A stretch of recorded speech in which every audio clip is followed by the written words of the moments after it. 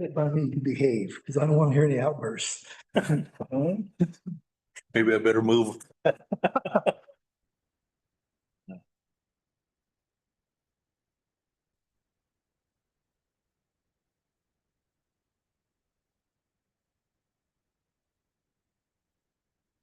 You wouldn't happen to have an extra pen, do you, Willie? I have just the one. Yeah. I got some pens. Yeah. Oh, they got a whole, what do you got there? Oh, cup over there. I had to open my eyes.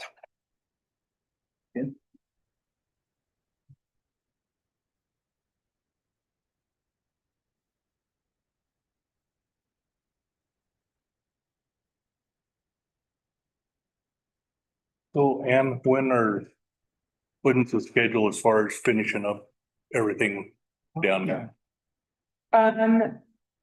Bevan is issuing substantial completion today, tomorrow. And then we'll issue, we sell them so that we can carry our builder's risk for as long as possible. But they're doing final touches right now. Exciting.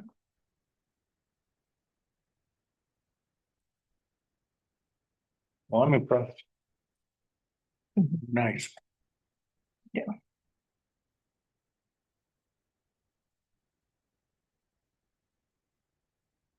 If it wasn't for the stairs, they'd be nice units.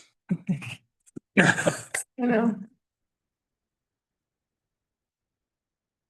All right. Jim, do you want to kick us off or should I kick us off? For Austin? You're the senior ranking member.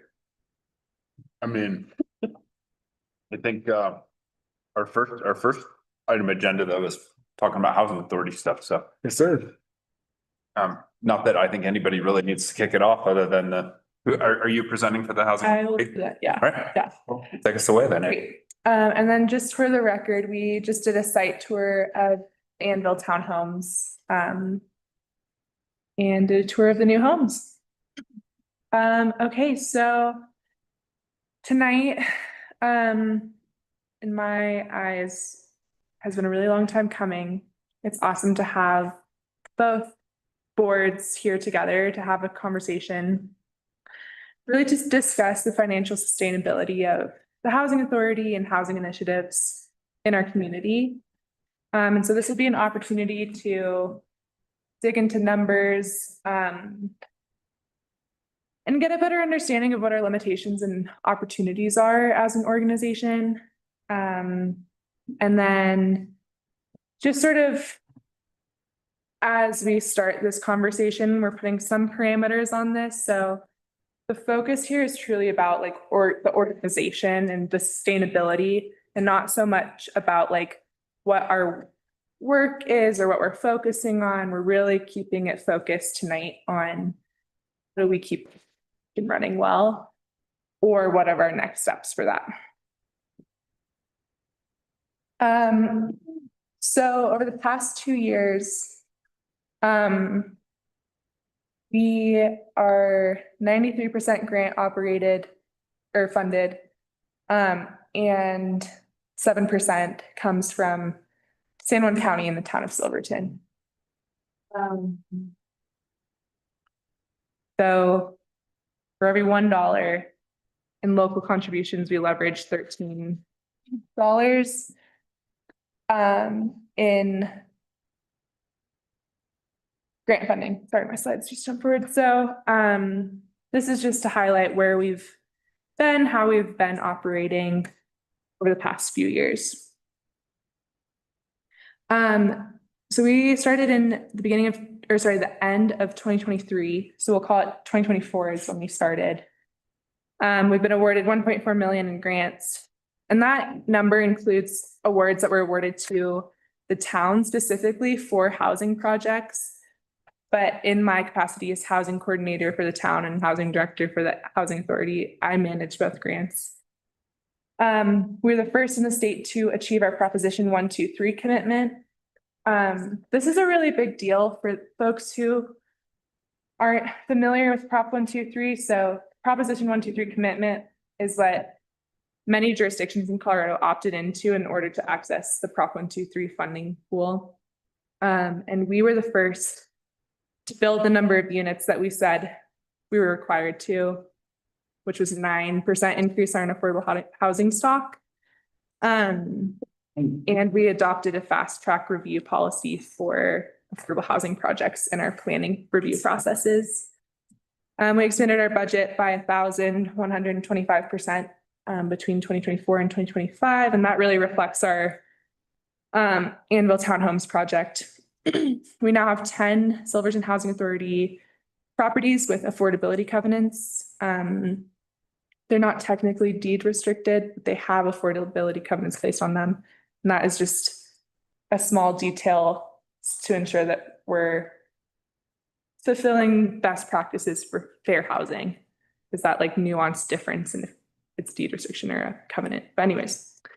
And then we adopted the Silverton Affordable Housing Guidelines, and this was important to have a transparent and fair process for selling affordable homes so that everyone has equal access and opportunity to apply for these homes. And then we have 47 units in sort of the conceptual phase right now. And we are working on environmental remediation on the lots that we own. So what lies ahead for the Silverton Housing Authority? I am stepping away at the end of August. I am going to school. And I think this is a really exciting opportunity for the Housing Authority. I'm really proud of what we've accomplished. It'll be 3 years by the time August comes around. And my hope is that sort of the political will and the momentum that we've built over the past 3 years continues through this change of leadership. We have sold 2 townhomes. 4 applications are in review. And that is going to be my main priority through the next few months and until we sell the rest of them. And then we are building a technical guide with pre-approved ADU plans through a grant from the state to help incentivize the development of ADUs in town.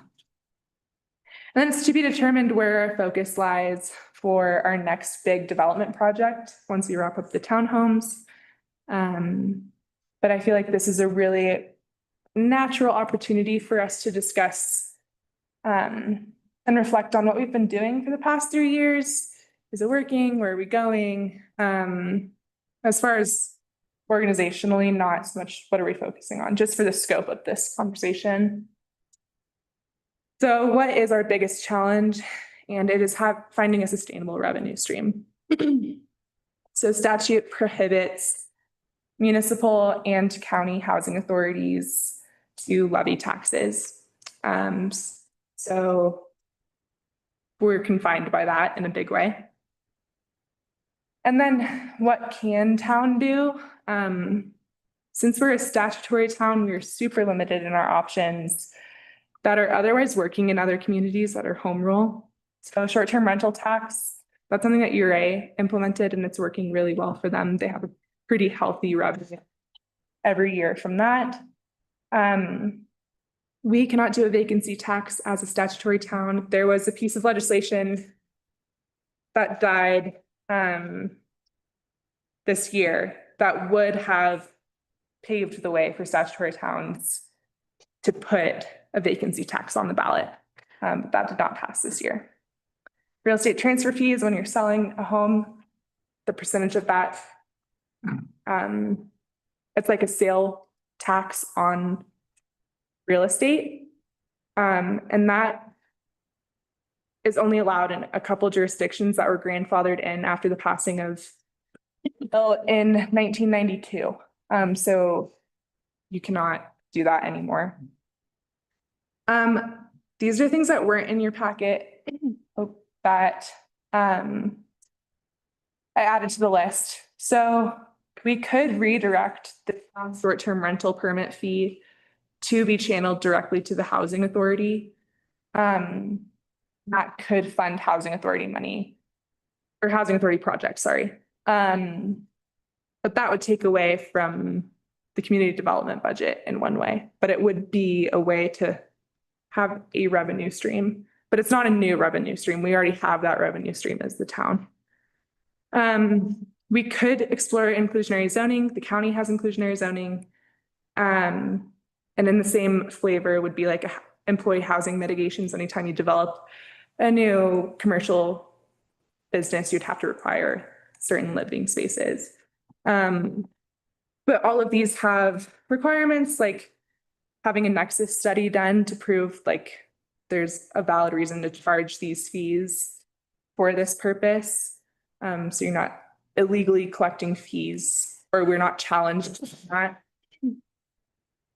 And in some cases, inclusionary zoning and employee housing mitigation make building more expensive in Silverton, and it's already pretty darn expensive to build here. It's hard to say how well these would work versus how well, like if this would potentially shoot ourselves in the foot by making development harder across the board, which doesn't help affordable housing.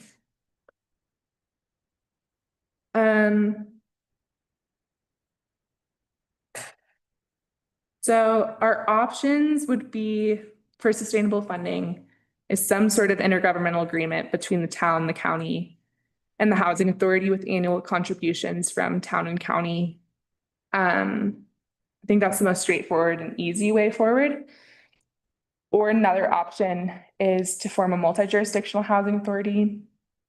And that comes with the authority to levy taxes. And so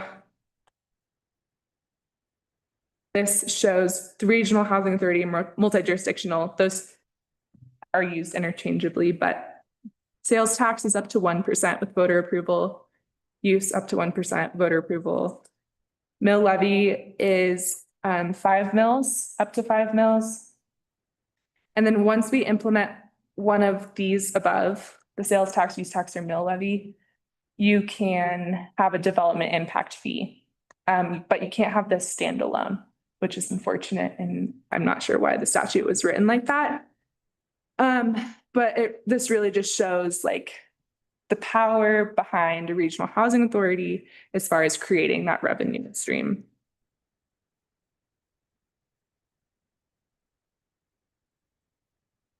This I'm not going to dive into, but it is in your packet.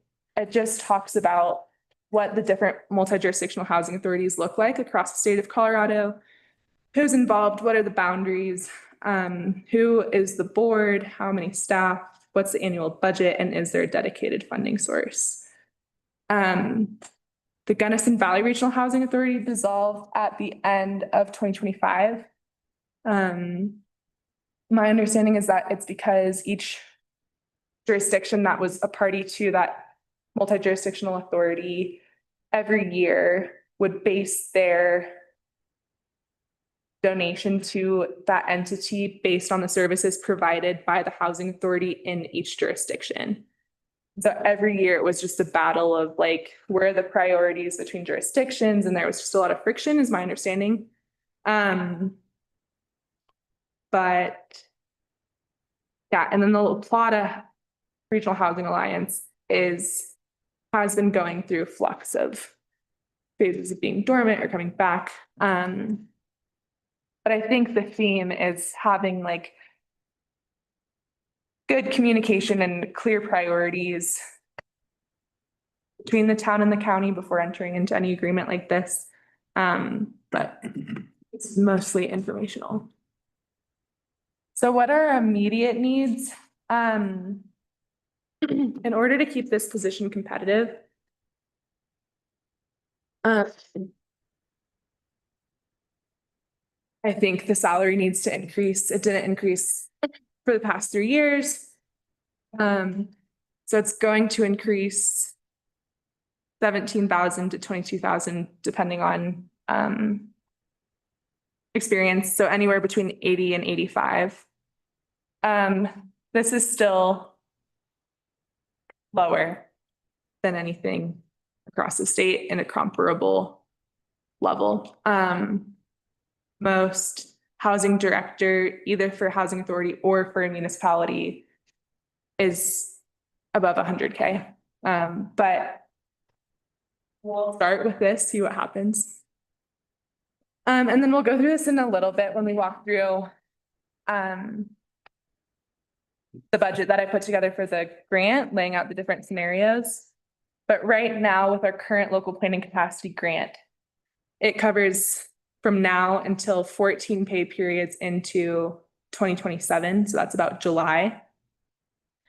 Local planning capacity opens again. This award would be issued in October of 2026 this year, which is pretty convenient as far as budget timing, actually. But if we're not awarded that, there will be a $60,000 gap to cover the salary for the remainder of 2027. And we'll dive more into this in a little bit. And then on a sustainability level, everything that we do is extremely bare bones, covering software, community engagement, training. Town covers office supplies and insurance. And our 2026 operating expenses were $4,300. We've made this work, but we're really limiting ourselves with what kind of programming we can take on. We don't have any equity or reserves, so it's hard to take on new projects. And it is risky organizationally, so it makes things like affordable rentals extremely challenging to finance because they're like, oh, you don't have any revenue coming in and you only have, $4,000. So we've made it work, but I don't think that this is sustainable. And so really what we're going to talk tonight about is these two options of like, what is the immediate ask? What's the immediate need? Where is the money? Can both entities come to the table? And then just for the multi-jurisdictional, let's just like gauge interest. Like, is there interest between the boards? This is by no means like, let's become a multi-jurisdictional housing authority because it would be important to do a tax rate study to figure out like what taxes could our community absorb, if any, before we commit ourselves to like becoming this multi-jurisdictional housing authority if we're not going to pursue any of the like taxation powers. Then if we did, and it looked like our community could absorb a tax, that would, involve creating that ballot initiative, bringing it to ballot, and going from there, but it could always be shot down. So there's a lot of risk with the powers of the multi-jurisdictional housing authority. And so let's see, I could keep flowing into just a quick overview of our budget. And then we can do questions, or do you guys want to do questions about the powers of the different housing authorities now? I'll forget the half hour down the road. About the question I had. Great. Can you explain a little more about, it almost sounds like there's be need to capitalize the housing authority, not just for a position to, as a director, but to actually be able to negotiate rentals or anything with banks, or I think you just touched on something there. Maybe I misunderstood. You said it would be difficult for us to, move forward with rentals and so forth. Maybe tell me a little bit more about that. Yeah. We haven't had a serious conversation with the bank about acquiring rentals or building rentals yet. But let's say like we buy a project or we build a project, we have our reserves, but we can't rent them out. Something happens, we're not generating any income. How are we going to guarantee that we can pay the bank back? And in the past, like with the townhomes, we used the Zanoni parcel as collateral.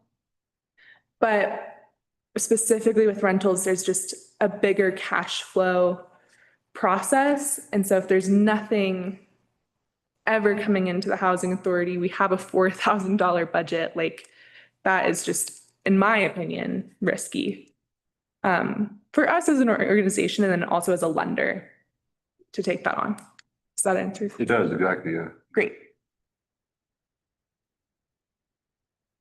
Any other questions? I have a quick question. Great. You mentioned that the $60,000 gap in payroll, if not the dollar amount isn't awarded to us by 2027. Mhm. What is the likelihood of that not happening? I think it's pretty low. Oh, okay. Yep. Local planning capacity has already done multiple funding cycles for the same grantee.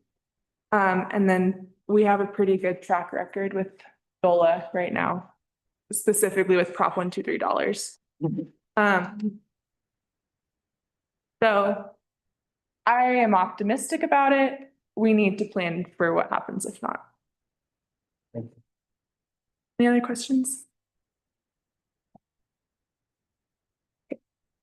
So the way we've structured our budget, since the local planning capacity grant is awarded to the town of Silverton, I need to be a town employee. And so when you look at the housing authority budget, you won't see salary reflected there. And instead it's in the community development. Within the general fund for the community development department. And let's see what else. Local planning capacity, our match currently is 25%. When we reapply, we're gonna do 20. And that covers benefits for this position. The Housing Authority Fund gets all of our grants. For Anvil Townhomes, we moved them over to the Anvil Townhomes Fund. Last year, we made $100 in application fees, and that was our first source of revenue. That wasn't a grant, so that was very exciting. Our first dollars. And then the Anvil Townhomes Fund. So we created Anvil Townhomes LLC to insulate the housing authority from legal and financial risks of the project, but it's 100% owned and managed by the housing authority, but it has its own budget for that reason. Any questions on the budget? So, when you're talking about 80 to 85 for salary, that's doesn't include fringe benefits, or is that the whole package? That includes benefits. That's everything. Salary is 62,400 Does it include, That's current. current. I was curious about like payroll taxes and when we see that in the budget. That's reflected in the community development budget, which is it has a bunch of highlighted green on it, if you can find that in your pocket. But my salary is lumped in with Lucy's salary. And you can see that it's broken down with like health and life insurance, social security contributions, retirement. But taxes are just in gross payment So when we're looking at that and salary. new position cost, I mean, the actual cost is a bit higher too, if you consider the taxes. Right, Like, so the effect on the town. taxes are paid from gross salary, so it's just in that salary line item. Okay. So let's jump to the local planning capacity numbers. And if you go to the second page of that, where it has current position, new position. So the new position, well, the current position, all in salary plus benefits is 80,600. The new position at the maximum salary of 85 would be a total of 104K annual expenses, all in. And so under that estimate, end of year 2026, there's a box below it highlighted that there'll be a $46,000 gap if we're not awarded that new local planning capacity grant. And this lays directly below that. Currently the town at a minimum needs to commit 11,500 to 2027 budget. That's just to meet our grant, local planning capacity grant agreement for a match. But again, that's insufficient. That only covers 14 pay periods. And so if we were awarded the local planning capacity grant in total, town and or county bring 20K, almost 21K to the table. If we're not awarded the local planning capacity grant, we're looking at that $57,500 gap for the end of the year. And then when we reapply, we're gonna apply for 2 years of salary at a 20% match. And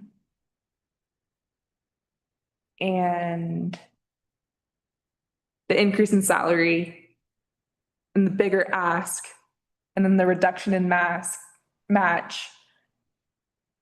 the town is still paying in the $20,000 range per year. That's hard to explain, but basically from this year to next year, let's say, we won't be increasing our match if we're awarded the grant, the dollar amount of our match. Does that make sense? My brain just, that didn't feel very good. But yeah. Any questions on that? And we can circle back to this in conversation and what the direct ask is here. But really under that $46,000 gap, those are the numbers that we're really looking at for 2027.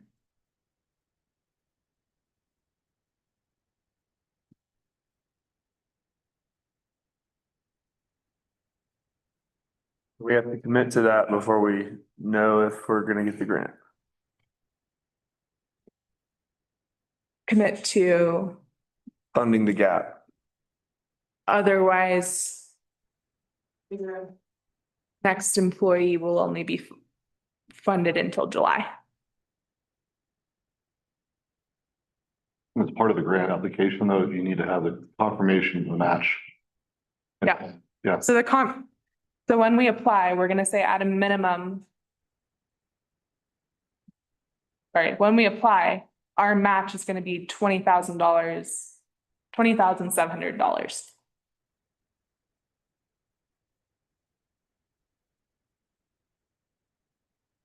But if we're not awarded the match, then we have to find $57,000. What you're saying, Because we would have already. best and prepare for the worst? Yeah, Okay. that's what I'm saying.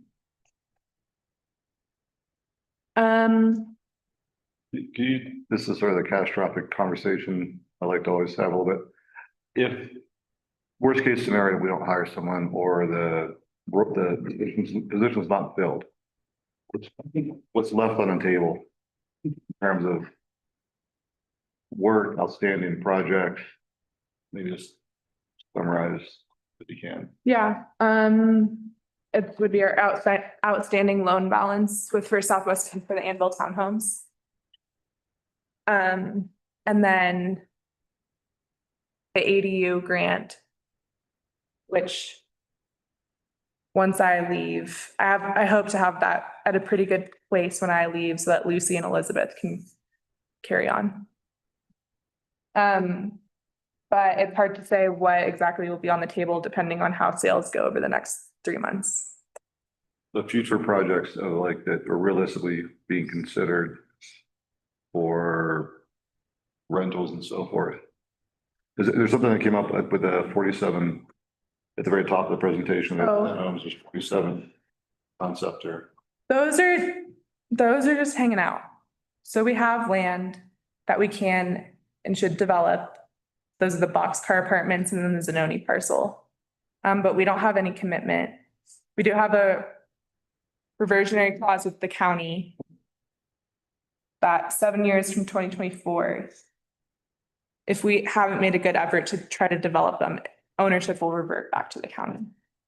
But we don't have any financial commitments at this point to those pre-development units. Yep. I think I'll kick it over to Willie to give a presentation. give on the lodger's tax and sort of the county perspective and what is happening right now Lindsay, do you have anything to add? at Highlands. I don't want you to think we forgot about you. You are life size. You're with us in this room. Yes, you are. I do feel always so weird being on Zoom because your face is like so big on the screen. Just know I feel weird too. Sorry, Willie. Hey. No, and I apologize. I actually had some additional numbers on this and didn't realize that I had set the print area to just my, this is my monthly report. And so, of course, those numbers all sitting there, they Didn't print out. didn't print out. So basically what I've shown here is the last 10 years of, I think it's 10 years of lodger's tax revenue at 2%. So roughly at $170,000 last year. We're actually a little bit ahead right now, but the way the lodger's tax comes in, there's no way to predict how that's going to come out. But assuming we're going to come in at 170,000, we're currently set up to break it down into 40% for tourist promotion, 40% for childcare and affordable housing, and then 20% for enhanced experience. And we've used the enhanced experience for projects such as the entryway signs, some match for the Silverton single track, Baker's Park, and for the art through the seasons, the pictures we put up in the windows. So that's it. It's actually a pretty broad category. Currently we've earmarked 24,000 for the Silverton Family Learning Center out of this year's budget. They have come to the commissioners and asked for a 1% increase, which would generate roughly another $85,000.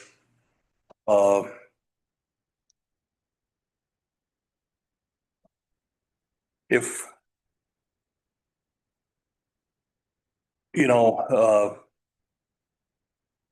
we would probably, and this is up to the commissioners to determine, one, if they even want to put it on the ballot, but assuming they do, how percentage wise, how they want to make those splits. But assuming roughly 70,000 of that earmarked for, and it actually won't be earmarked for the Silverton Family Learning Center. It'll be earmarked for childcare. So it's not, if somebody else came in and set up a childcare, they could come and ask for part of those funds too. It's not specific to them. It's actually county money, and the commissioners during budget year will decide where and how to spend them. They're not obligated to spend them. Under the current budget,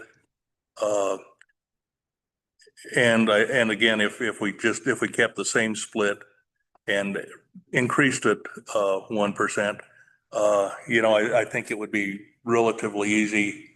I won't say relatively easy, but would be reasonable to pull out 25 to 35,000 a year out of that that we could earmark for affordable housing. And again, that would be up to the commissioners to decide budget time, whether they want to spend it or even how they earmark it. But I think that's pretty reasonable. The question is, or one of the questions is,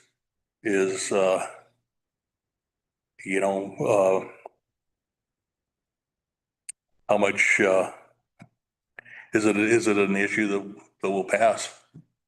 You know, we did have a ballot issue at the last election, that basically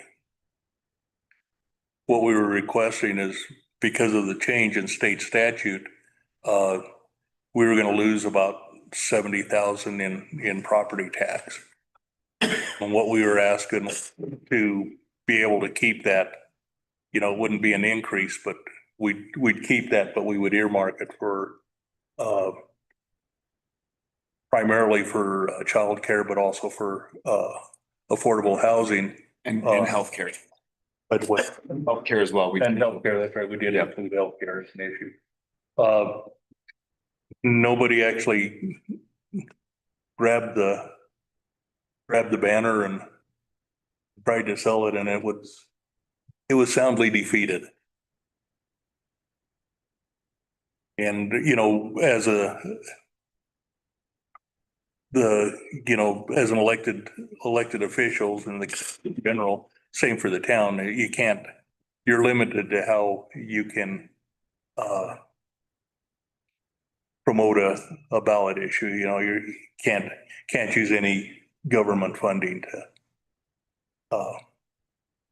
have posters or newspaper ads or anything. So we were kind of hoping that primarily the childcare would have run with this because they were the ones that seemed to be most desperate, and it didn't happen. So that's a question. We're not limited to a 1% increase. I think the maximum is 6% now with the last statutory change. I don't know.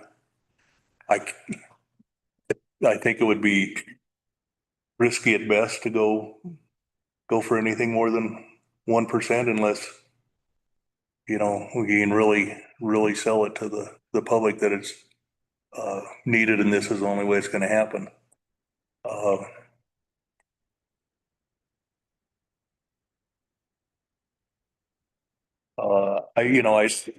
When we initially lodging tax was, when it was initially passed and for forever up until a couple of years ago, 100% of the tax went for promotion of, you know, marketing for the community. A couple of years ago, the state changed the statute to allow a portion of it to go for affordable housing, childcare, and visitor enhancement.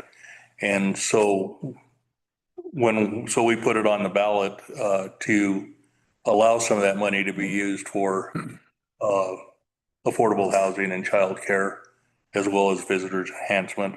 And so we reduced our marketing funds by doing so.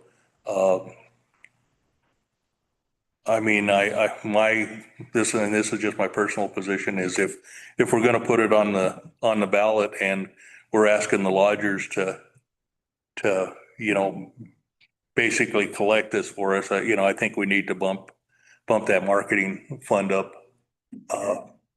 back up to something reasonable, to offset, or well, one, to promote lodging so that we can generate the revenues, two, but also to, you know, support the people that are collecting it. But the way, and just to, the way the county actually has a separate lodging board, or tourism fund board is what they're called. And we annually for request for proposals, and then the board sits down and goes through and decides which ones to fund and what amount. And about half of it goes to the chamber for their marketing. About 40,000 actually is what we spent a year on them, and then the rest go featuring brass band, Other advertising like the mural in the airport. The mural in the airport, we pick up, we've picked up that over the years. Lot of special events is kind of, it helps, buy them posters and advertisement and, the town has put requests for this next funding cycle that we'll be looking at here in, early July, for promotion of, wedding events and, that type of stuff. In the past, they've had requests for promotion of the ski area, events, summer sounds, those type of things. So, I think it serves twofold. One, it helps a lot of the nonprofit groups that are always struggling to put these events on, gives them a little extra funding. And two, because we're doing these events, it does bring some people to town and fills up a few rooms and, helps generate some more taxes. So, I think it's important that we don't lose sight of that aspect.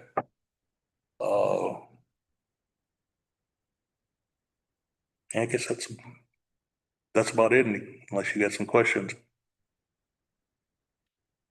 I have a couple of things I wanted to add to that, just to kind of discuss in terms of lodging tax, so the preschool has a lodging tax initiative that they've, kind of asked us to draft.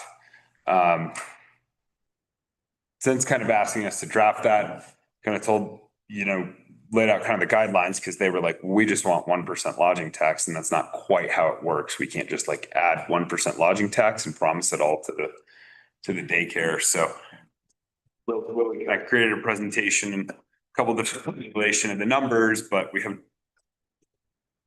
pretty cool about how they felt about that so far. So, not quite sure, because it's coming up in July. Yeah. So Yeah, we're not quite sure where we're gonna land on that, but if you guys have input on that, we would love to hear it. You don't have to have it tonight, you can absolutely think about it. But Were there fees, like for fees that they would generate themselves? yeah, so the daycare is short over $100,000 in state funding. Some of that was trickled down from the feds through Universal Pre-K. And then they had another program called Colorado Preschool Program. That funding was essentially slashed when Universal Pre-K funding came in. There weren't many communities that were utilizing that funding in the way that we were. Like as it was, but basically the state used the federal funding as an excuse to cut funding. And then when the feds pulled that rug out, then the daycare was in basically double trouble for that lack of funding that was coming in. So they've really been struggling to maintain operational consistency with services and things like that in their funding structure. The other one that is a little more nebulous, but is not coming at us probably this fall, but next fall, is the school is going to be going after a mill levy of funding as well, from my understanding. And aren't they trying to bring the preschool under their umbrella as a school? for staffing, but not completely operational. So salaries, insurance, all those kinds of things would come underneath the school umbrella, but there'd still be that operational need. And the school doesn't exactly have the funding. So that funding is still very important for the school to be able to have for that.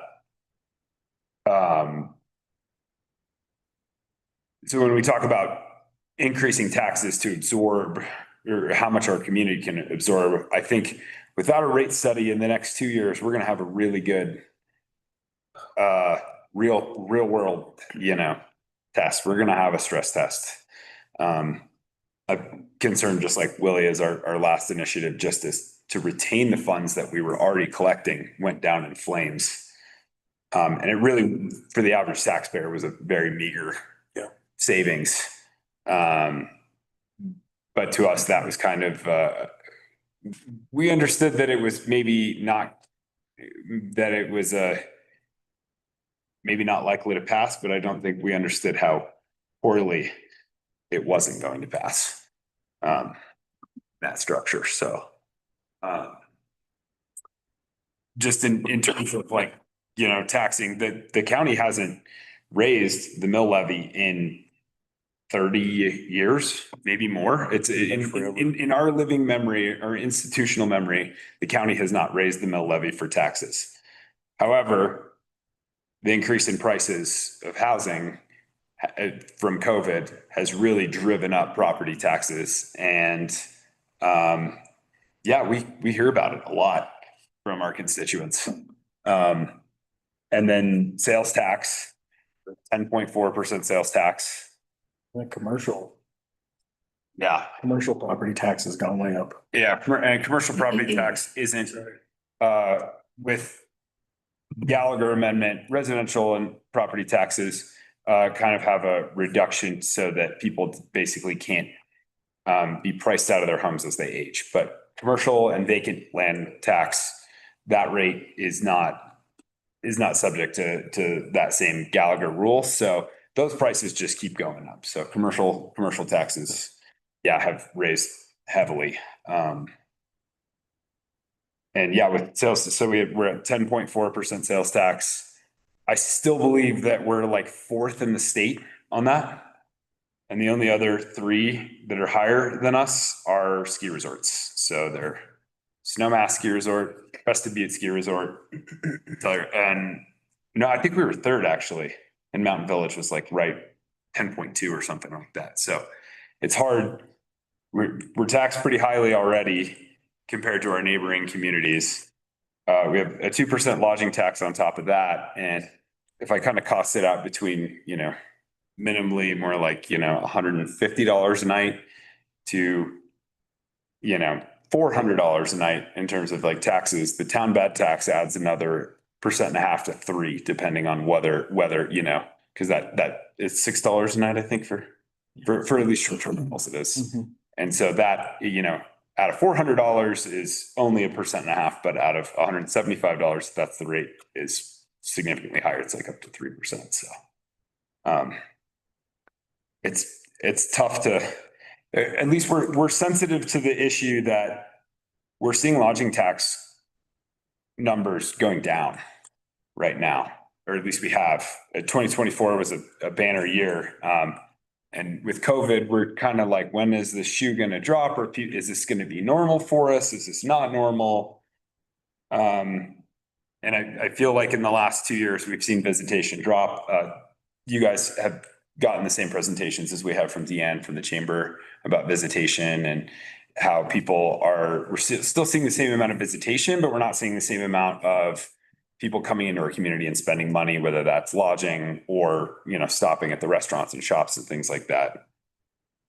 And so when we're talking about a structure where we can, how much our community can absorb or raise taxes, it's a complicated issue for sure.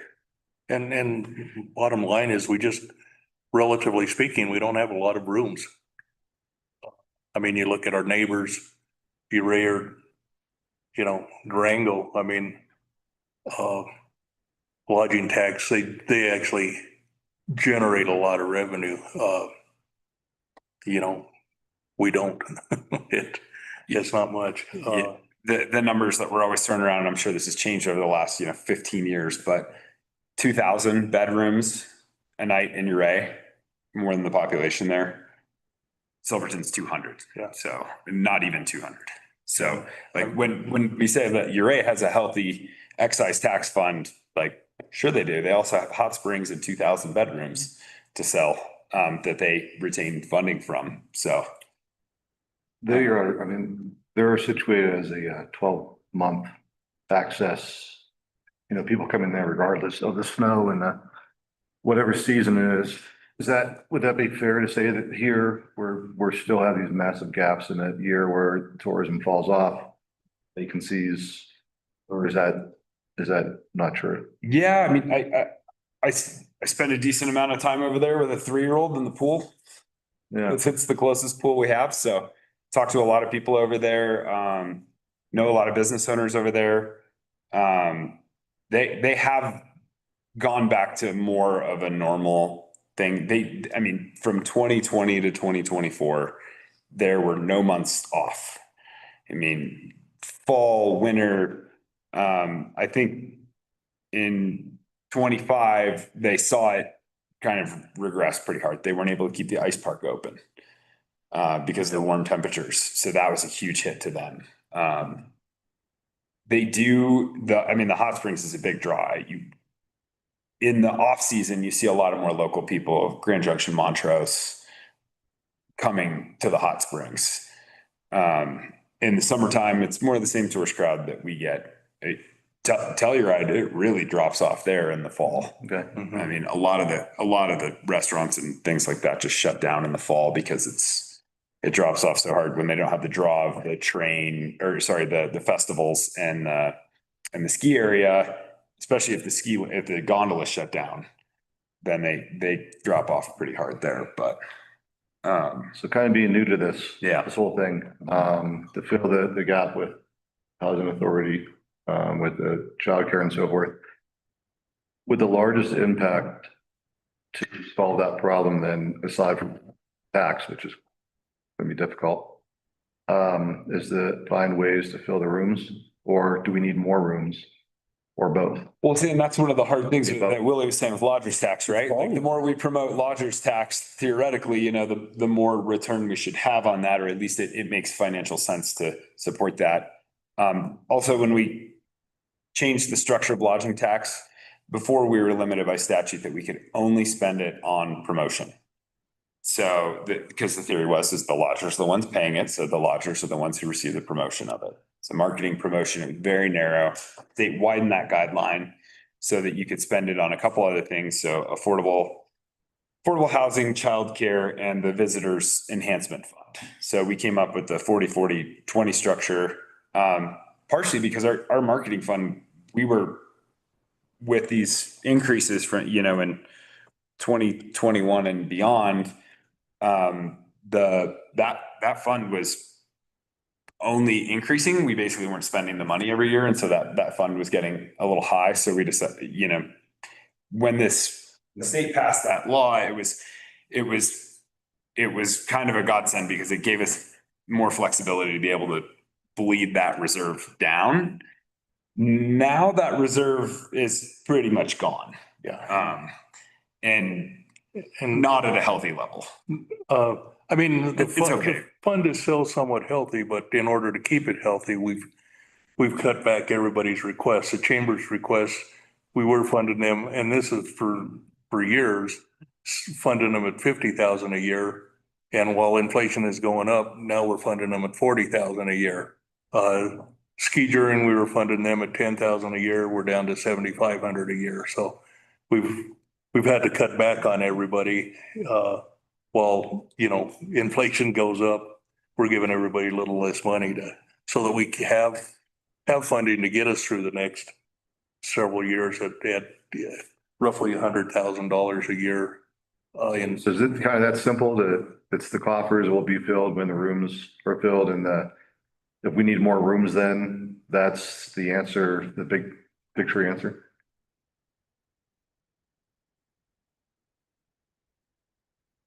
As opposed to cutting back, reducing services and saving. Yeah. It's just volume, and Yeah. we're limited by our volume. Yeah. And that's the wall we keep hitting, and we hit a ceiling, and that's it. Directly affects this conversation. Right. And other conversations. And one unless a grant like is getting, my concern with the role is that you bring someone in, you can raise the pay. And one of these years that grant isn't available, or the cost of living in whatever the person wants to earn more, so they decide to negotiate with the town, and a grant is just sort of stagnant there. And we get it, it's not rising the cost of living. And then our ability to fill that gap seems like it's threatened. And so now how secure is that long-term job, 5-year plan for that role. If I were to go take a job somewhere, that's what I think about, So. The one other benefit of lodging tax, our largest lodger in San Juan County isn't in the town of Silverton. It's Cascade Village. And a lot of our neighboring communities and a lot of the lodgers tax, excise tax debates that happen at the state legislature are with communities that aren't really working together on projects like housing. Like La Plata, for example, the town collects their excise taxes, but the county gets no money from other than the sales tax in terms of like lodging tax from lodging inside of the city limits of Durango. They're not, and they don't want to share or play nicely with each other's affordable housing projects or visitor enhancement funds like the signs of the town. I think that a lot of this we've structured, including the sales tax, that's kind of like the shared county and town sales tax, because then we can share, and some of the funding that comes from Cascade Village can be utilized for things like housing project, because they don't have a housing crisis in Cascade Village. In fact, there's a big development coming through, and we basically told them that it would be beneficial if they would build the housing there, but they're not going to. So that is another piece. We are going to get some funding from them, and we do have it's 10% of the fee that we require applicants in the county to provide for affordable housing. And affordable housing is not being built in the county, it's being built in the town of Silverton. So as we collect these funds in that 72 unit development in Cascade Village. 72 units, it's That's just phase one, right? 16,000 a unit. So it's actually just over $1 million. But it could be, we could all be long gone before we collect all of it. we collect any of it, but it is potential. Are they for sale units? That, Are the new Cascade units for sale? yeah, Would be as they sell them. as they get their building permit is what, Oh, as they get building permit, they. they would like to be as they close them. My recommendation that is as they build them. Yeah. As Bevan issues them the permit, that's one of the fees that they gotta pay. We have a much smaller subdivision up Gladstone, 10 units, that they have to pay, and this is at closing, 10% of the property, of the sale price of the property. Potentially, I'm guessing he's gonna ask 200 to 250,000 a lot. So $25,000 a lot, couple $100,000. And then when those Cascade Creek condos come online, inevitably some of them will become short-term vacation rentals. Yeah. Which will continue to contribute to the lodging tax.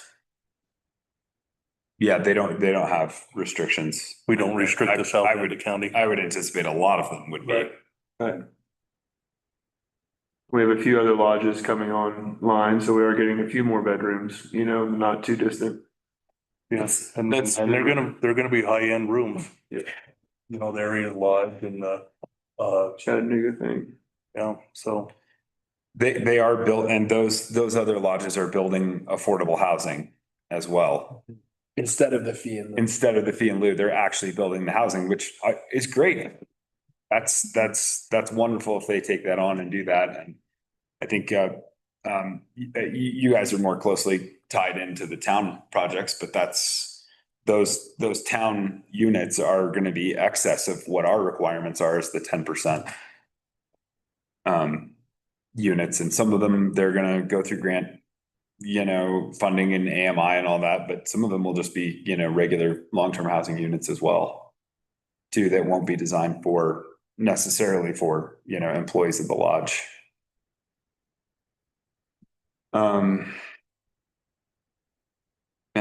Pete, do you have anything to add to her? Nope. No, along those lines though, like I said, we're seeing something in front of us now where it'll affect town, the livery and the Silverton Square will both be a little bit of Yeah, employee housing, whether it's for their employees or not, yeah. and some additional housing, so. Yeah. That'll affect town a little bit. I will say, sorry, Jim. No. I will say that while the grant funding thing is definitely an issue, if we don't have large projects waiting in the wings, I do think that the lodging tax could support some salary work if the grant were to not come through. There would be the capacity to help pay the salary from that fund, but then that funding isn't there for grant match, which historically we've been using for grant match stuff. So to trade some short-term, stability for long-term, stability, there is an option for that as well. My question for you, coming full circle, what do you want us to focus on? I mean, it comes down to the the immediate need and the immediate ask is, well, it's up to the board,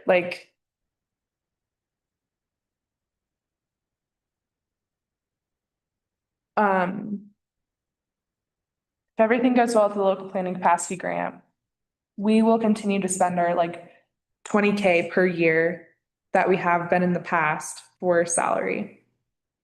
And then we can save the county lodger tax for a match potentially. But the question is in the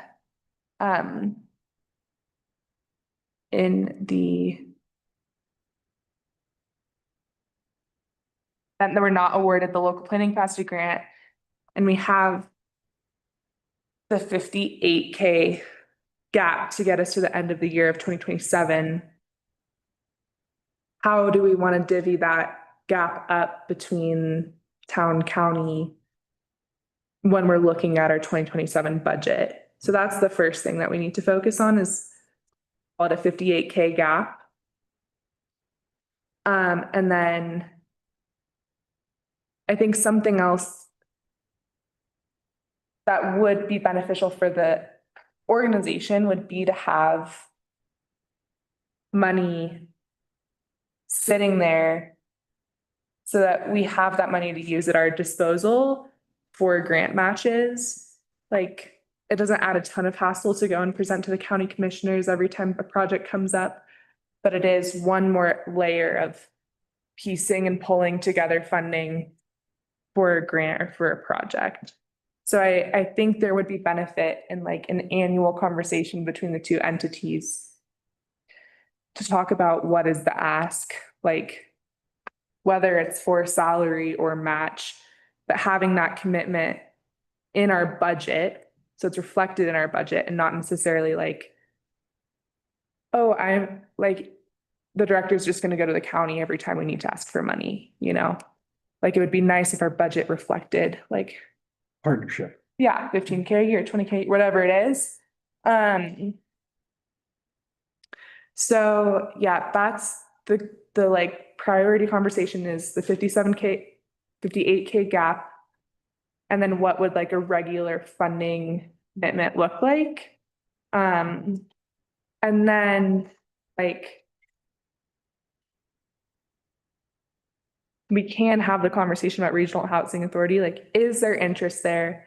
I'm hearing yes, but or no, but maybe, but not for the taxation powers.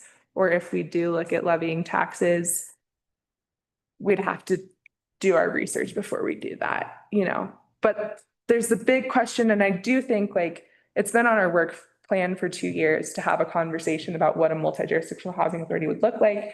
If we want that, that would mean that county commissioners and town board and community members would sit on that board.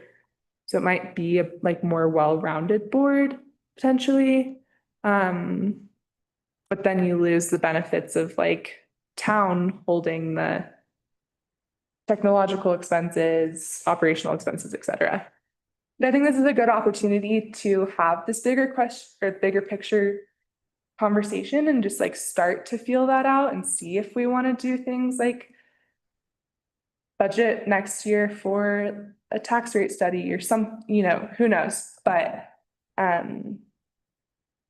yeah, I think is this an opportunity for us to come together and consider what a sustainable future for housing organization looks like between the local governments.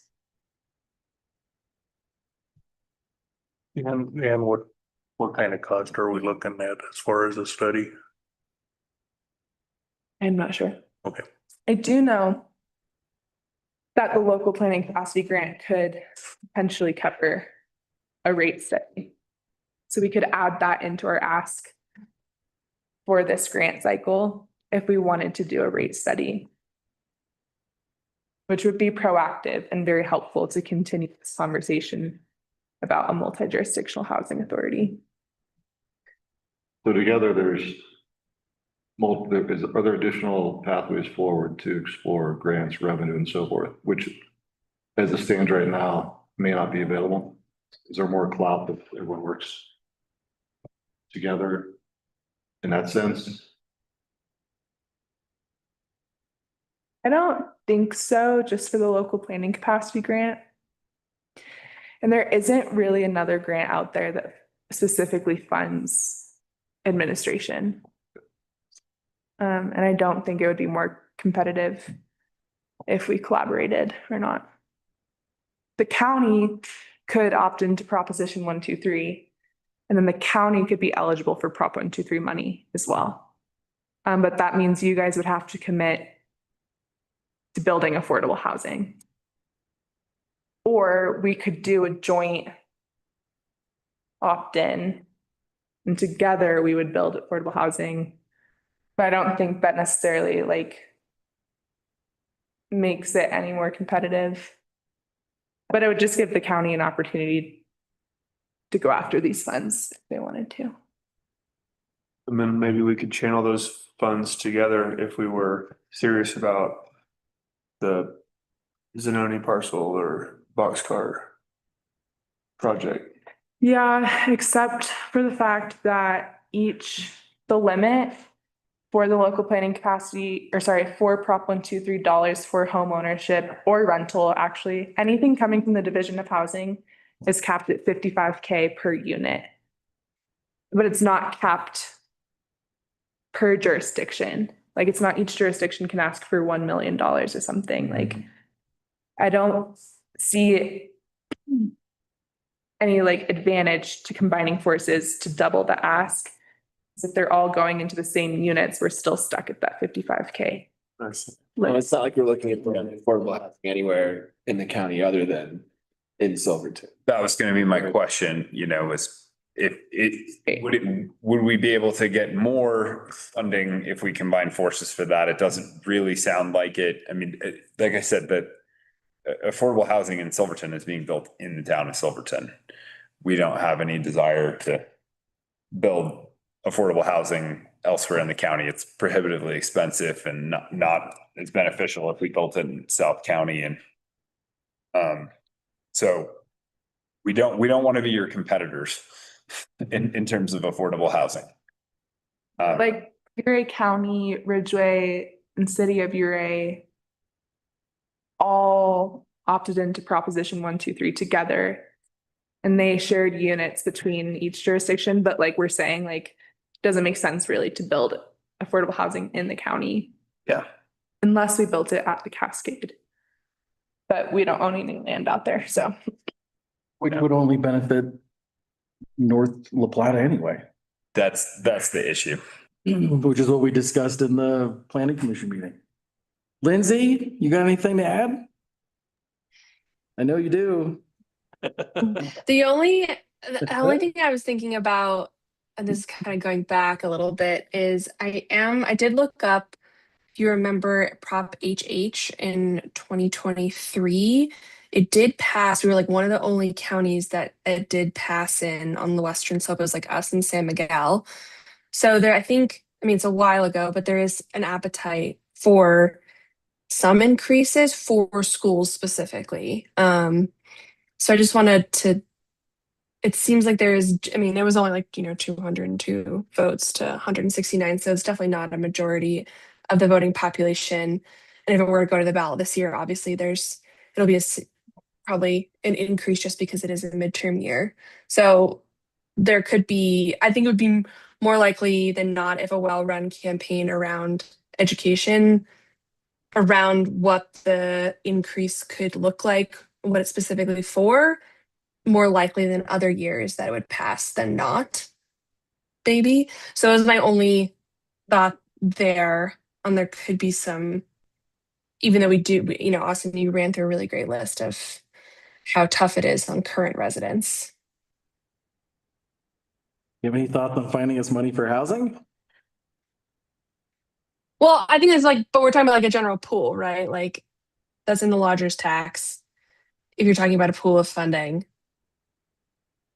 that's a part of that pool. But what I heard Austin saying was that it's not unreasonable to think about salary for this position within that, in the lodger's tax pool, right?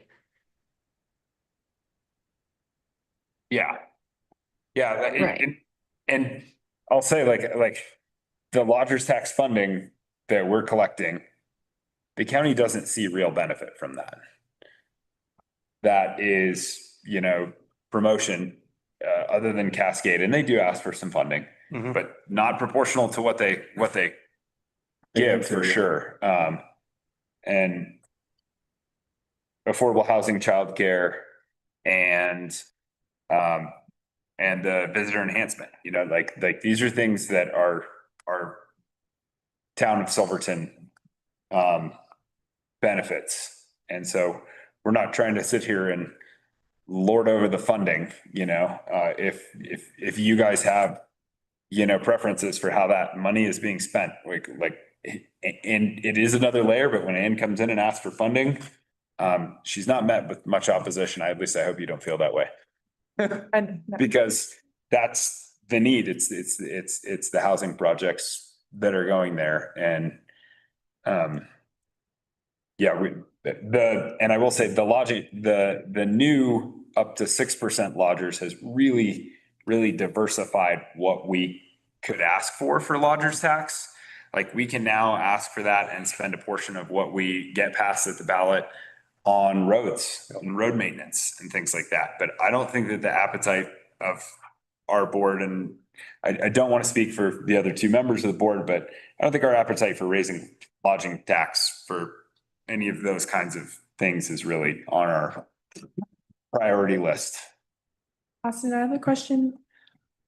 If the 1% increase is considered and goes to ballot,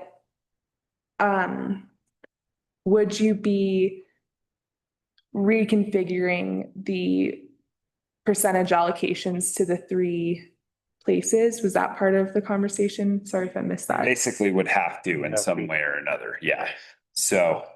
And would childcare get split out and it would be the only one benefiting from the 1%, or would the 1% increase still apply to the entire childcare housing fund?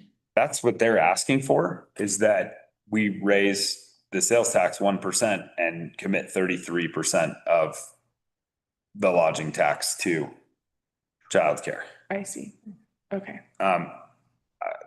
Personally, I don't see the benefit of splitting it out of the affordable housing and childcare bracket that we have it in currently. So last year I went to a Western Slope meeting for CCI. So all the counties, kind of in the Western Slope, they're represented. Everybody talking about the things that are going on in their county, the issues that were going on in the county.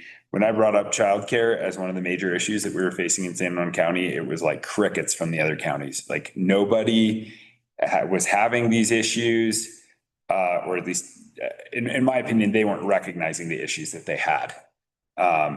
Now that's changed.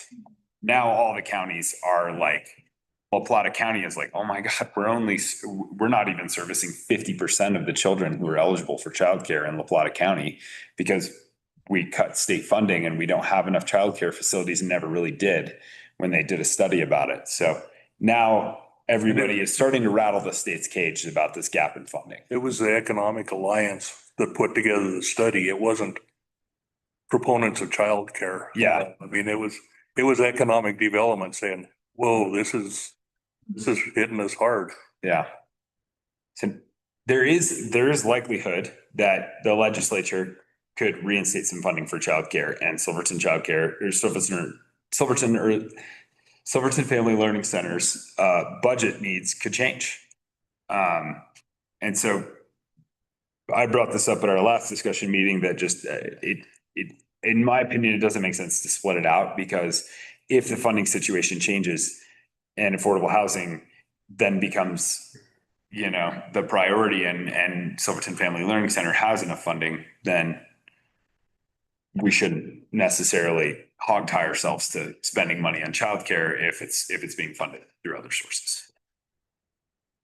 Flexibility is nice. I mean, that the visitors enhancement funding, we were like, I don't know what we're going to spend this. We were like, we don't know what this money is going to be used for, but it's a broad way that we can justify spending it in a whole lot of different ways. And it has been, and it's been nice to be able to,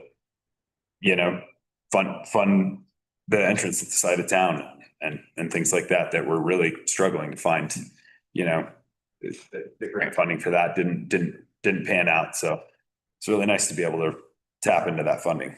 Might be an off-the-wall question, but can those funds help you with like the county road that you're trying to put back in to go to Eureka? Like things like that could be justified as recreational opportunities or? It could. Not saying you would want to do that. I'm Yeah, curious as to sure. like how broad that is. Baker's Park, is a great example of Right. that for trail building. They came to us and they needed some extra grant funding to get matched for the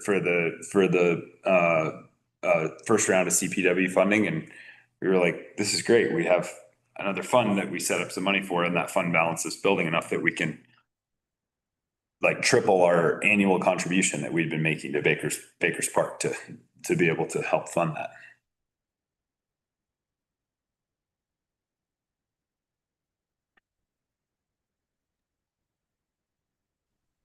I'm sorry if I got us off on a tangent there and going back. I think the point was that I was hearing like a general consensus around supporting, I mean, tell me if this is wrong, but supporting kind of that salary position for either if we get the local capacity grant and there are options for if we don't to work with the county.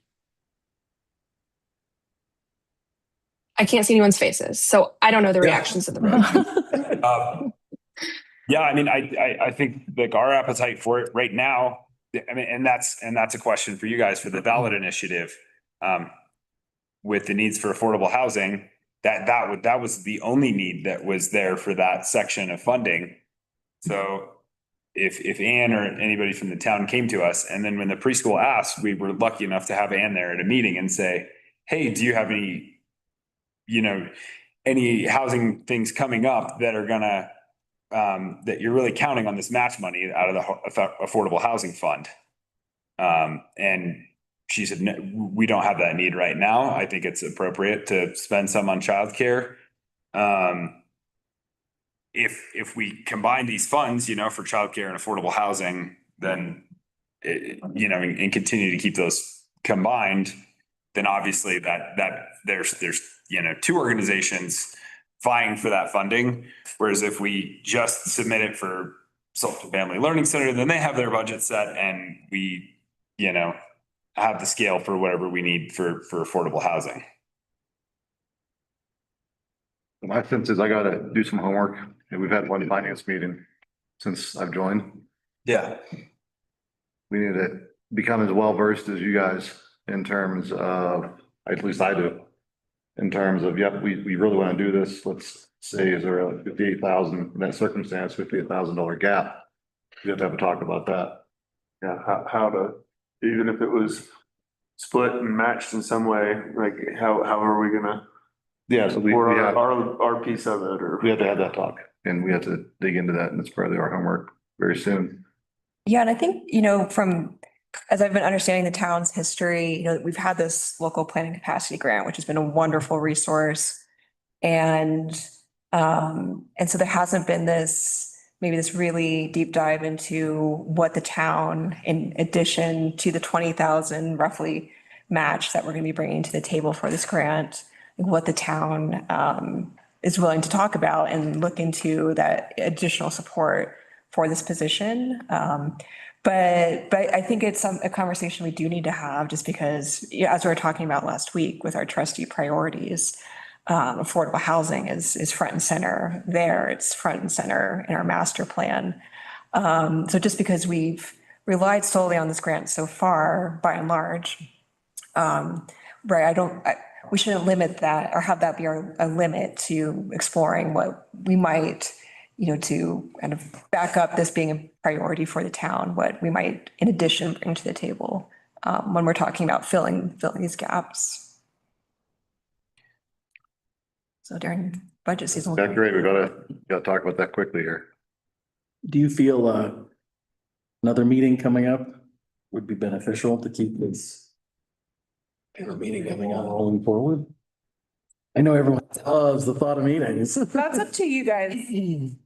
And the only reason why I say that is because this is a work session. We're having the deep conversations. We know pretty much what it's gonna take to fund the role, to keep the housing authority afloat and active and thriving. So now it's time for us to go back in and do the research, just like Doc said. I totally agree. We need to go in and see what we can do and what we can't do. And I think you guys are gonna do the same. Yeah. And then we can go from there.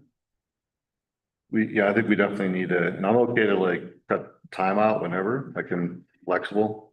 I know we missed our meeting this morning. But it sounds like there's this needs to rise up to a priority. And yeah, it's our job to come back to the table with the county and say, hey, you guys have your plan figured out. We need to have our plan figured out.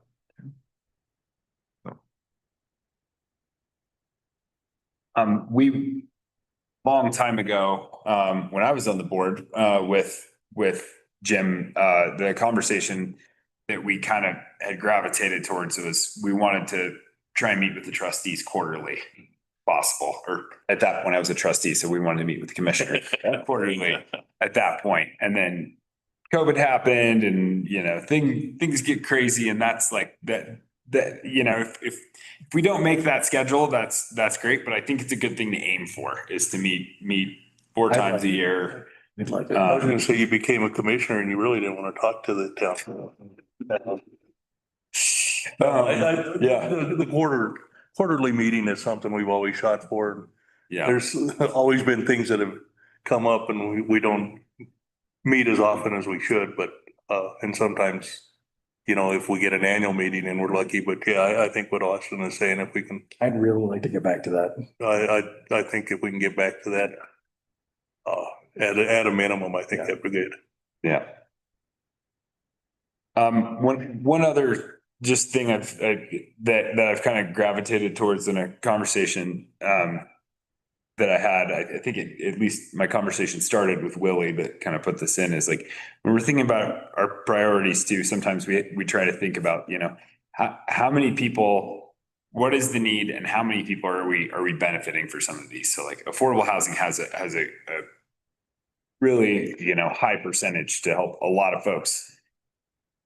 The daycare has a lot of great services to our community, but we're not helping nearly as many people as I think we are with affordable housing. And healthcare has been a really big priority for our community too. Yeah. And so the money that we invest in healthcare in our community has the potential to basically help every member of our community, and we've been really fortunate with a lot of things that I hope continue. Bruce Herring has done a lot of mental health work in our community. his position and the people who are helping him with that are basically 100% grant funded.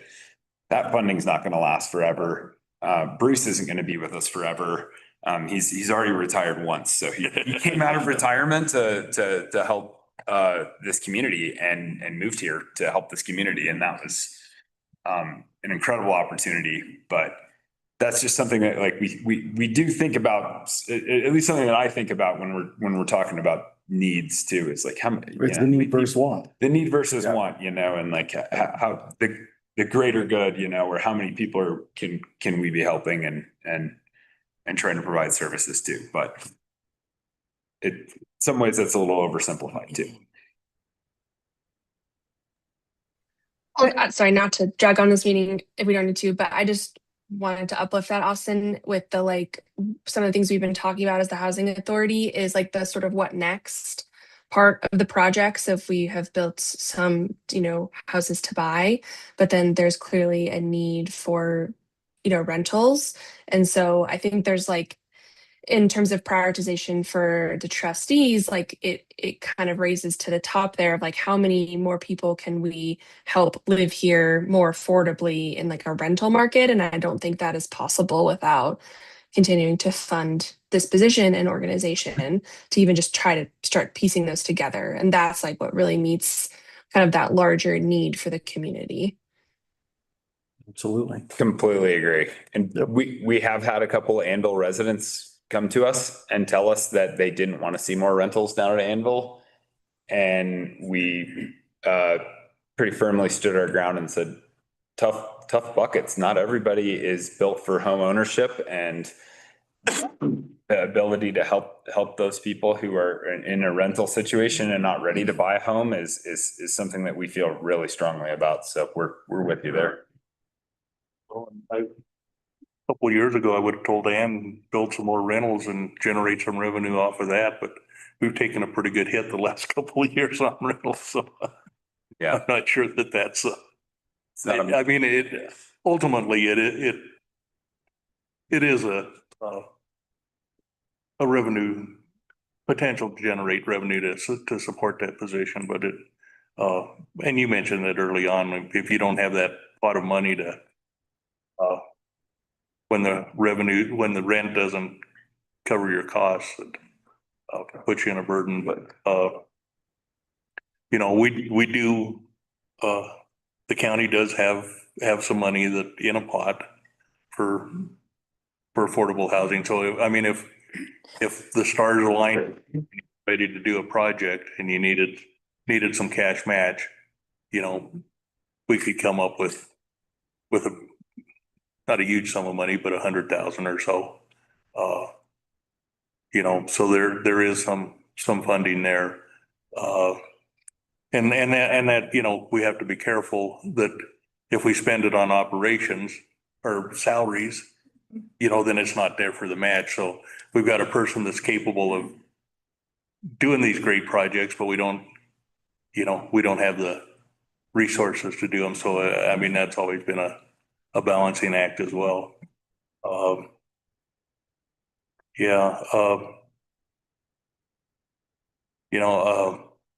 I mean, talking about doing, the tax study, I don't think there's any way we'd be able to get something accomplished before. I mean, essentially we have to tell the clerk that we're going to have a ballot issue in July. We don't have to have the actual ballot language until I think late August, maybe early September. So there's a little bit of time, but I don't think there's any way you could get somebody in here to do that kind of.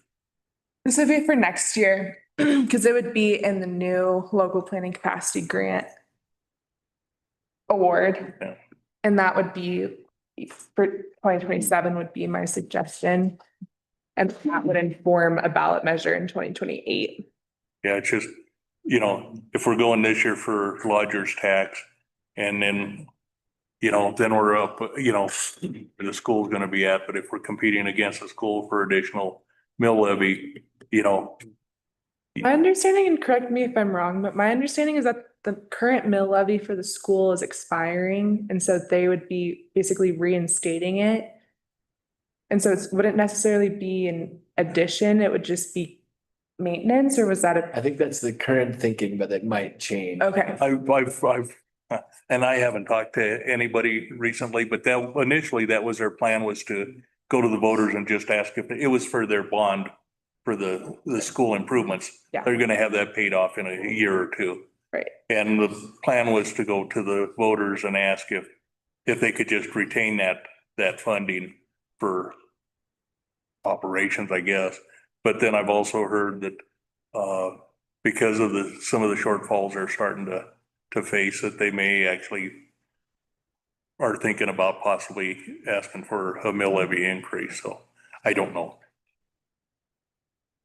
yeah. It's interesting. And I mean, To balance all of the needs of the community on our tiny tax base. yeah, yeah, and that's, I mean, we have, and this has been our argument with the feds forever is, when 86% of the county is federal land, we have such a small tax base to start with. Right. That it just really makes it difficult to do the things we need to do. Especially to maintain services for visitors who are, Absolutely. loving that land to death and injuring themselves and all those other things that go along with that. So, yeah. Yeah, I think like.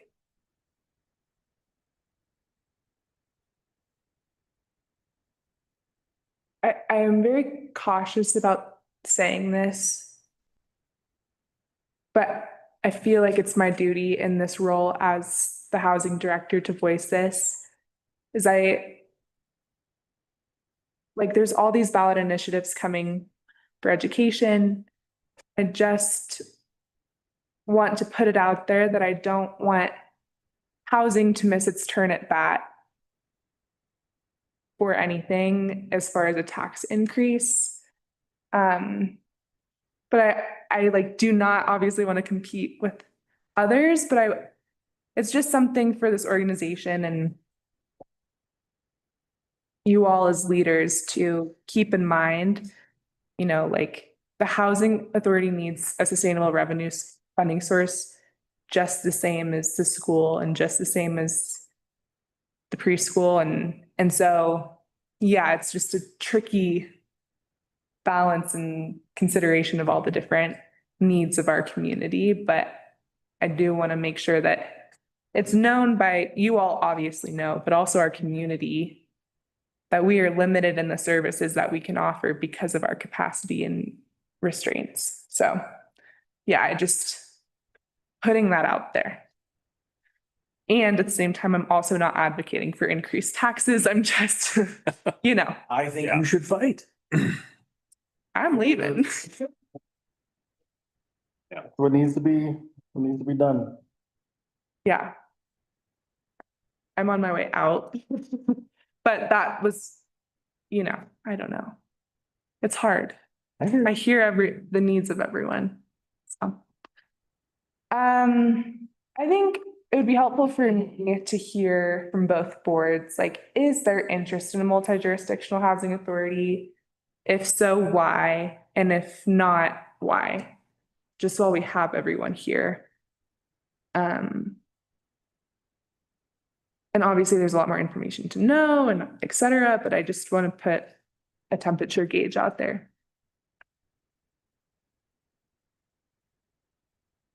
At the highest level, I don't see a downside. An upside?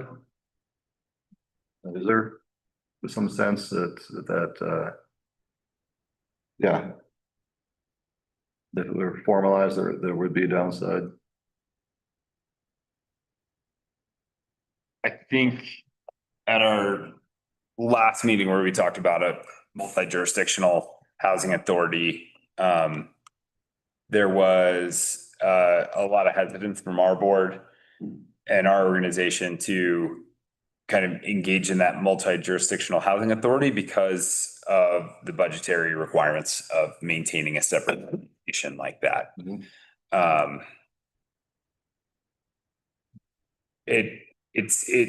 don't know that that's changed a lot. At the end of the day, we talked about it, right? Like the county has spent over $1 million on housing in Anvil. It took 20 years to get Anvil where it is, and I don't want to downplay the importance of what Willie and the commissioners had done. When I first moved to this town, it was a huge issue of the money being spent down there, and it was very unpopular that the county had embarked on this large housing project down there. And very thankful to the commissioners and to Willie in those times of having the foresight to see how important housing was to our community and having that project down there. At the end of the day, too, housing is being built in the town. And so it is a little difficult for us to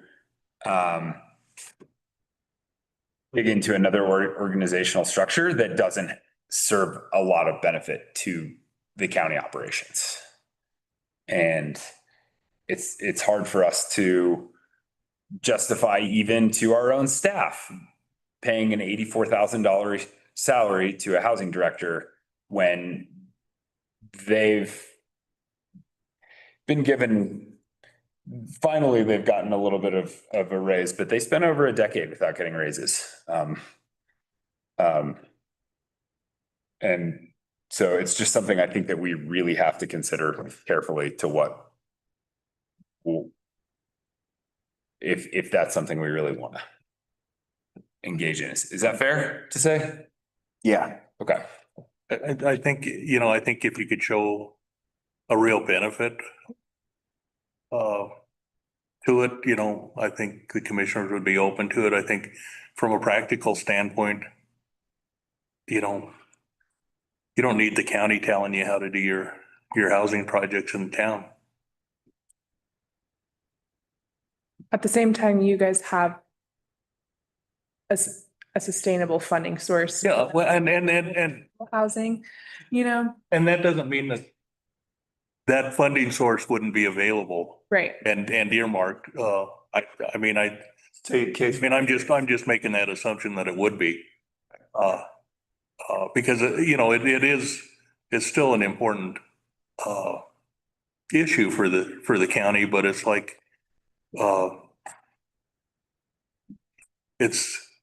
we used up all our capacity putting in by the time we did the apartments down there. And in part, we did a lot of it because the town didn't have the capacity or the ability or the want to do it. But you did a wonderful job picking up the slack and running with it. But yeah, I think it'd be great if it stays in the hands of the town and we can help you out with financially where we can. And, through these type of meetings and stuff, work things out. But I don't know that,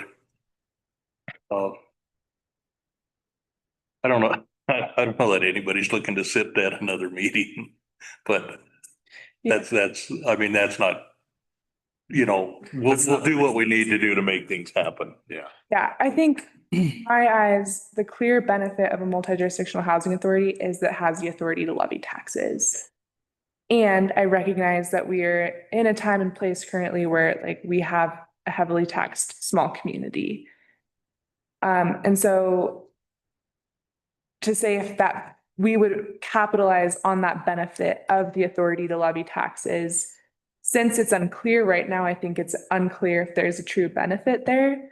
But if we do levy taxes, that is a clear benefit to. But what we've seen is how unpopular it is to the end user to raise those taxes. Absolutely. And how unpopular it is. So I'm not feeling the benefit there. We're in a difficult time, I think, for trying to levy more taxes right now.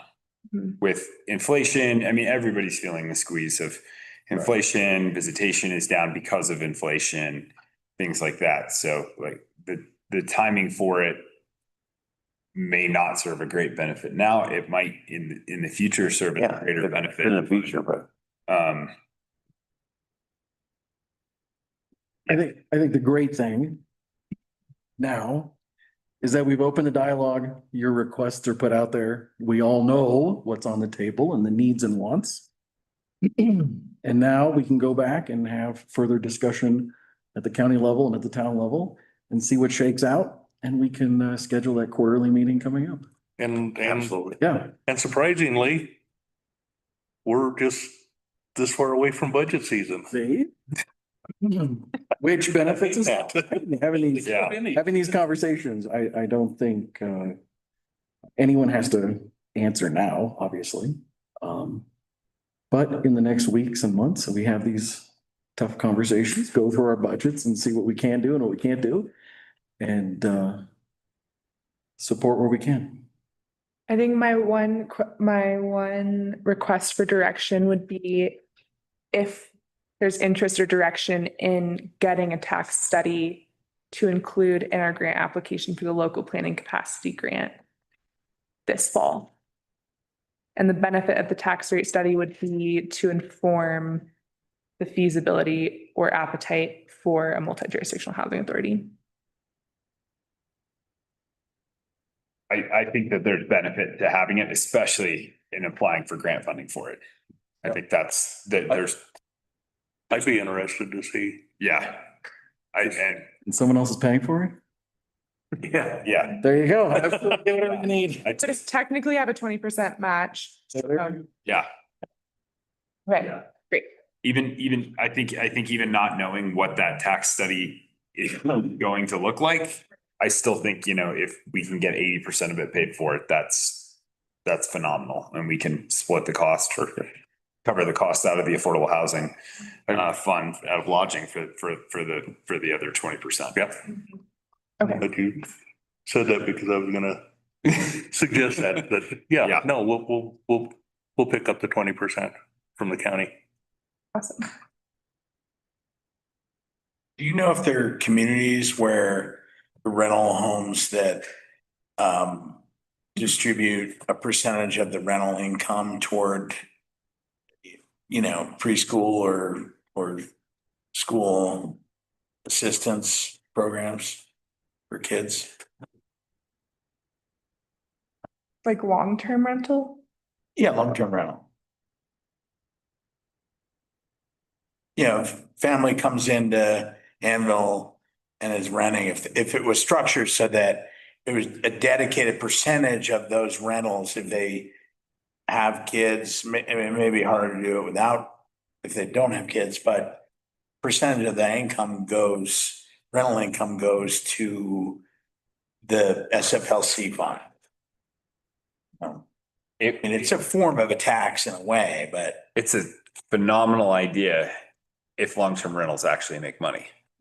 I know, and I'm not saying. And one of the things that's hard for us currently, right? Like we have currently a 20-year mortgage, right, on the Anvil homes, or is it? Yeah, we're down to just a few more years, couple more years.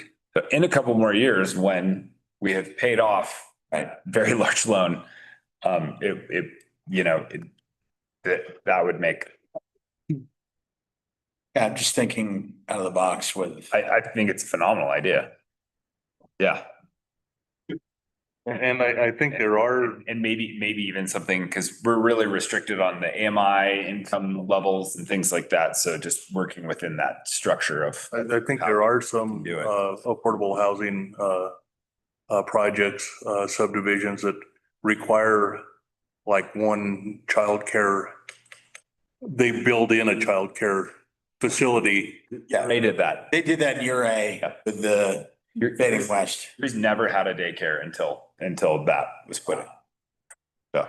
And I think there's going to be another one at the other end, and they've finished building that out, or there is one there already. So, wow. We got a lot to think about. Yeah. Perfect. Lindsay's frozen. I looked over. She's Not a great time because it makes her look like she's either frozen or she's asleep. Like, There she. Well, Ann, if you're good with the discussions and all the answers and a possible timeline for a future meeting, then I think we can call it. Great. All right. Yeah. Thank you all. Thank you. And so our work session concludes. Yeah. Thank you so much. Thank you guys. It is Thanks all. You're back. 20 something. All right, good evening, guys. Bye, Clayton. Thanks, Clayton. And yeah, it's great to You're welcome, Mr. Mayor. down and be with you guys. Oh, yeah. As a new member.